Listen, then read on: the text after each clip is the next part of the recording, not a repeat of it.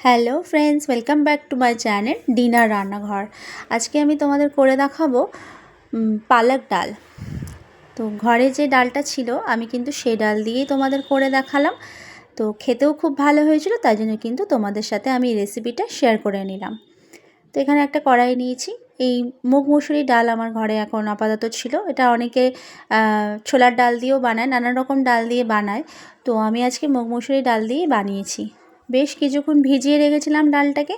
তারপরে কিন্তু ডালটা এভাবে কড়াইয়ের মধ্যে দিয়ে সেদ্ধ করে নেব। তোমরা চাইলে কুকারেও সেদ্ধ করতে পারো।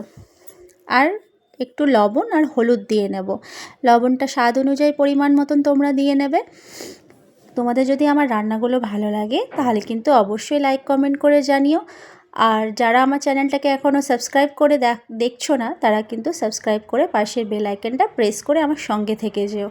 আর যারা সাবস্ক্রাইব করে দেখছো তাদেরকে তো অসংখ্য ধন্যবাদ জানাই।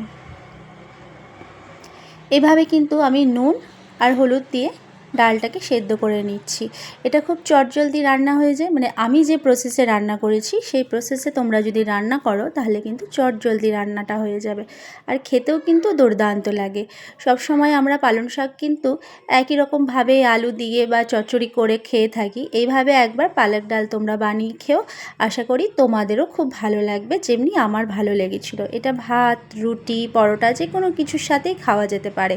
আর যেহেতু শাক রয়েছে একটা পুষ্টিকর খাদ্য, তো বাচ্চাদের দিলেও বয়স্ক মানুষদের দিলেও কিন্তু এটা খাওয়া যেতেই পারে।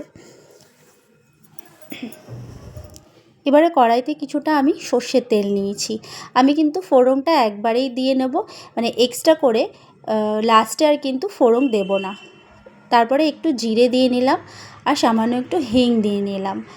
আর দিয়ে নিলাম বেশ কুচনো অনেকটা মতন রসুন দিয়ে সামান্য একটু ভাজা ভাজা করে নেব। তেলটা অনেক গরম হয়ে গেছে, তোমরা একটু গ্যাসের ফ্লেমটা একটু লো করে নেবে। তারপরে এর মধ্যে দিয়ে নিলাম একটা গোটা কুচনো পেঁয়াজ। পেঁয়াজটা দিয়েও কিন্তু আমি ভাজা ভাজা করে নেব। তারপরে দিয়ে নেব কিন্তু এর মধ্যে খানিকটা কাঁচা লঙ্কা। তোমরা চাইলে শুকনো লঙ্কাও দিতে পারো, তবে আমার মনে হয় কাঁচা লঙ্কা দিয়ে রান্নাটা করলে বেশি মজা হয়। এভাবে কিন্তু ভালো করে নাড়িয়ে চাড়িয়ে একটু ভাজা হতে দেব। তারপরে দিয়ে নেব এর মধ্যে একটা কুচনো টমেটোটা বেশ লাল হতে হবে, তাহলে কিন্তু কালারটা খুব সুন্দর আসবে। এভাবে শাকের ডাল খেলে খুব পুষ্টিকর খাদ্য। এটা কিন্তু খুব ভালো, যেহেতু শাক বাচ্চারা খেতে চায় না, তার জন্য কিন্তু এইভাবে ডাল রান্না করে দিলেও কিন্তু বেশ সুন্দর খাওয়া হয়ে যায়।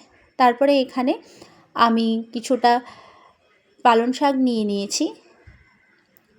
প্রায় 500 মতন শাক ছিল এখানে।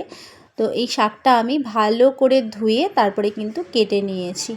কেটে নিয়ে তারপরে এইভাবে কিন্তু মশলার সাথে কষিয়ে নেব। অনুরোধ রইল তোমরা কিন্তু রান্নাটা স্কিপ করে দেখো না, তাহলে কিন্তু অনেক কিছু মিস করে যাবে, বুঝতে পারবে না। তারপরে এইভাবে আমি শাকটা কিন্তু কষিয়ে নিচ্ছি। একে একে মশলাগুলো এর মধ্যে দিয়ে নেব। খুব অল্প উপকরণ দিয়েই কিন্তু শাকটা রান্না হয়ে যায়। এখানে আবার একটু শাকটা তাড়াতাড়ি নরম হয়ে যাওয়ার জন্য আমি কিন্তু এর মধ্যে দিয়ে নিলাম 1 টেবিল চামচ লবণ দিয়ে তার মধ্যে 1 টেবিল চামচ লঙ্কার গুঁড়ো, 1 টেবিল চামচ হলুদ গুঁড়ো